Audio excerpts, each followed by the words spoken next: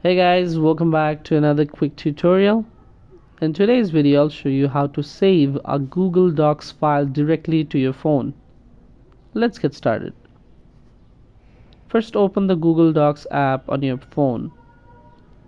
Here you will see a list of all your documents. Find the document you want to save and tap on the three dots next to it. This opens a menu. Scroll down a bit and tap Download. The file will now be saved to your phone. To locate it, open your File Manager app and navigate to the Downloads folder. Inside, you will find the document you just downloaded. And that's it. It's as simple as that. Thanks for watching. If you found this video helpful, don't forget to like, comment, share, and subscribe to the channel for more quick tips and tutorials. See you in the next video.